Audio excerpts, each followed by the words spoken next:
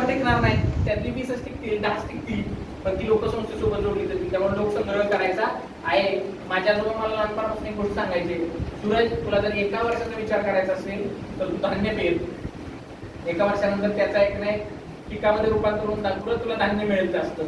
तुला जर 10 वर्षाचा विचार करायचा आहे तर तू काय कर, झाड लाव. बघा पूर्वी आंब्याचं झाड लावलं की 10 वर्षानंतर फळ येत असत. आणि जर तुला आयुष्यभराचा विचार करायचा तर माणसं जोडा. आपण संघटना तयार करतोय, संघटनेमध्ये माणसं जोडणं खूप गरजेचं आहे. ध्येय काय आहे, समाजाचा विचार करत करत कार्यकर्त्यांचं आणि संस्थांचं सक्षमीकरण हे ध्येय आहे. काय याच्यामध्ये बघा, मी आलो समाजाला, ओके, आणि समाजासाठी काम करणारी संस्था आली, या सगळ्यांसाठी विन विन सिच्युएशन आहे. असं म्हटलंय का लोखंडे सरांनी, माझा विकास आहे का इथे कुठं? माझा विकास नाहीये. आता काय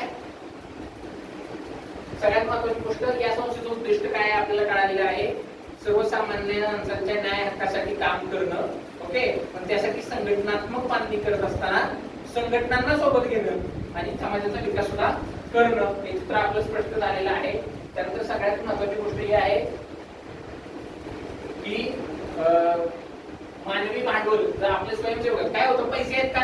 आज तुम्हाला सांगतो, 2 प्रकारची सामाजिक संस्था मार्केटमध्ये आहेत. एक आहे त्यांच्याकडं तुफान पैसा आहे, म्हणजे माझ्याकडे अशा संस्था आहेत पुण्यामध्ये ज्यांच्याकडे करोड रुपये ठेवीमध्ये, कार्यालयात गेला तरी एक तरुण पोरग नाहीये, सगळी म्हातारी म्हणतो आता जाते का मग जाते, आता जाते का मग जाते, या टाईप मध्ये लोक आहेत. ओके, त्यांनी नवीन तरुणांना येऊन दिलेलं नाहीये.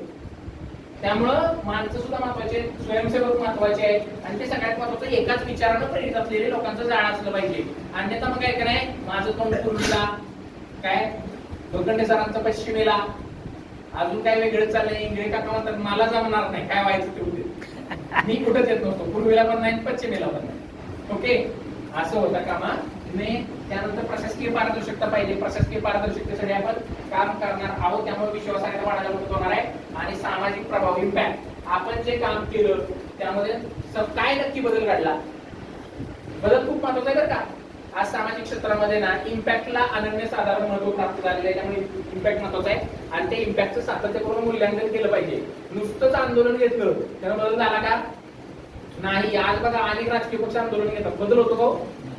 काय बदल होत नाही बरं का. त्याच्या आयुष्यात बदल झालेला आंदोलन घेतल्यावर, आतमध्ये जाऊन दिवार मधले कसं आहे, हो, दिवारचा पहिला शॉट, आंदोलन केल्यावर काय होतं.